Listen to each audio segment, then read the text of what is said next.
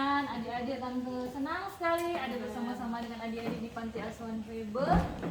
Ini kesempatan yang luar biasa Tuhan boleh berikan bagi tante dan tim untuk datang bersama-sama dengan adik-adik bagi berkat teristimewa kita beribadah. Soal itu jasmani itu soal tambahan, tetapi kalau ibadah itu yang terutama. Kalau kita mencari Tuhan dahulu, Tuhan bilang segala sesuatu ditambahkan. Jadi itu lain-lain itu cuma tambahan. Yang pasti kita beribadah itu yang terutama. Amin. Adik-adik, tante ini mau cerita tentang kalau di dalam Alkitab itu diberi judul persembahan seorang janda miskin. Persembahan apa? Seorang janda miskin. Nah, tante baca ya, ini terdapat di dalam Markus 12 ayat 41 sampai 44. Pada suatu kali Yesus duduk menghadapi peti persembahan dan memperhatikan bagaimana orang banyak memasukkan uang ke dalam peti itu. Banyak orang kaya memberi jumlah yang besar. Nah, adik-adik, tante mau kasih tahu pada adik-adik pada sore hari ini.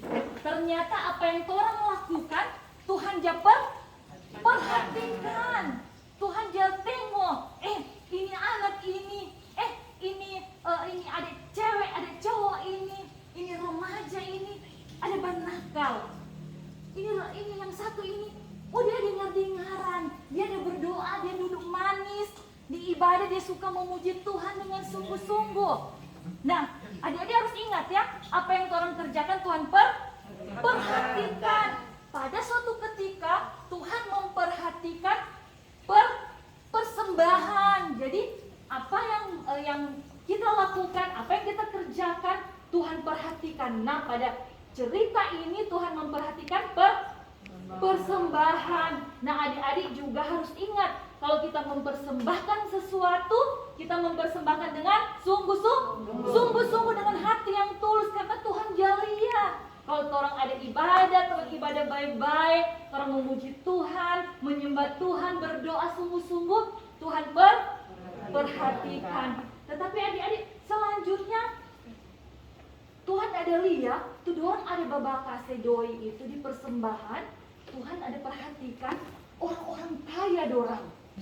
Orang kaya, dong kasih doi banyak. Dong kasih doi banyak. Tuhan kok tiba-tiba datang tuh janda miskin kasihan. Kok dia kasih doi cuma sedikit. Kalau orang mau perhitungkan, waktu itu doi itu tak cukup untuk dia membeli makan satu hari. Adik-adik dia kasih semua dia punya. Nah, di sini diceritakan ayat 42, lalu datanglah seorang janda yang miskin dan dia memasukkan 2 peser, yaitu 1 duit. 1 duit itu kecil sekali. Bahkan untuk memberi makan 1 hari tidak cukup. Tetapi apa yang terjadi? Maka Tuhan Yesus panggil itu murid-muridnya. Dia berkata kepada mereka, aku berkata kepadamu, sesungguhnya janda miskin ini memberi lebih banyak daripada semua yang memasukkan uang ke dalam peti persembahan. Wow, nak masuk akal kan? Masa tuh yang janda cuma 1 duit, mulai ada kasih banyak sekali.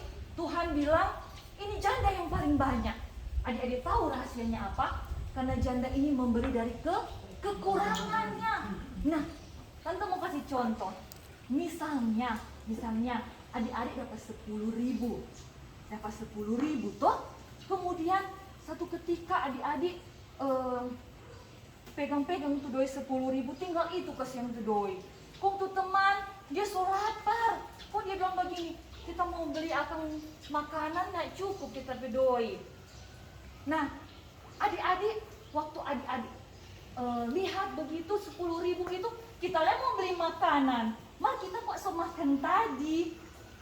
Kita mau pakai for makan sebentar ini. Kemudian adik-adik tergerak. Adik-adik bilang begini, nongana jodang ini. Nanti sabantar kita pasti akan diberkati. Nopong adik-adik kasih itu duit itu ke teman yang memang belum makan. Adik-adik kan so makan. Jadi dia kasih yang belum makan.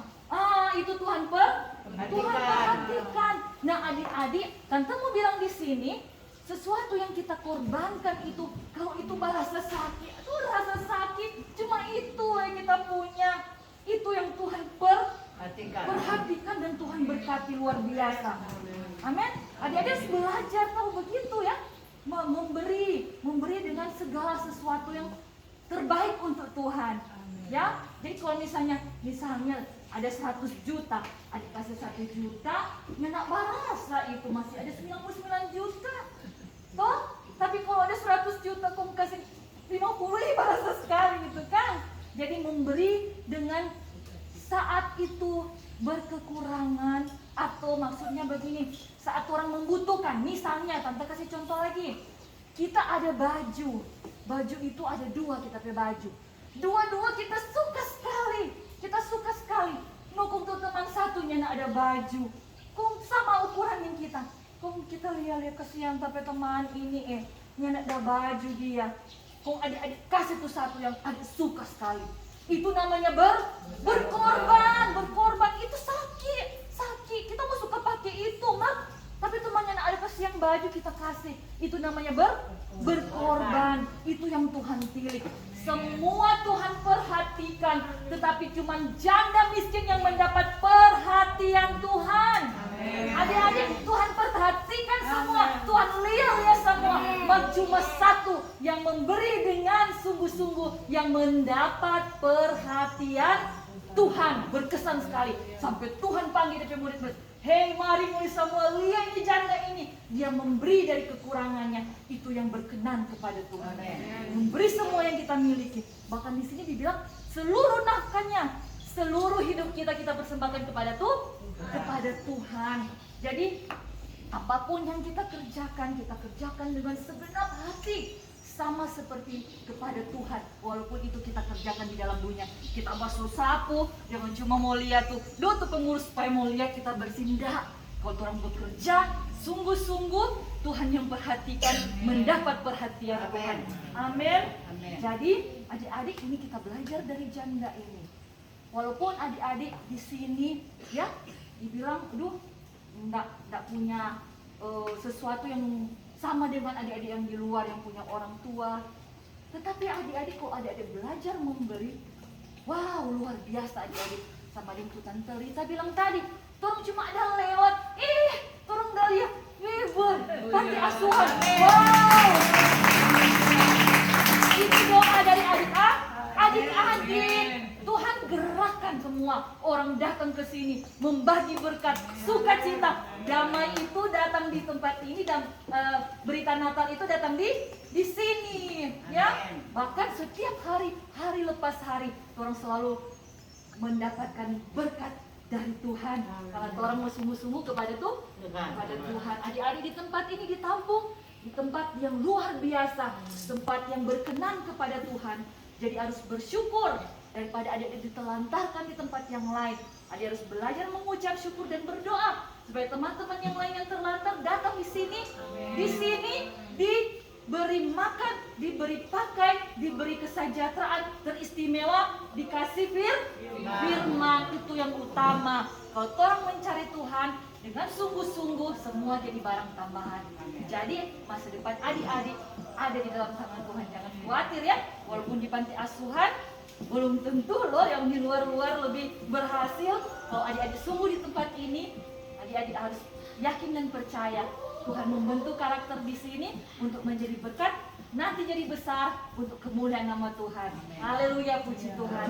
Demikian adik-adik. Jadi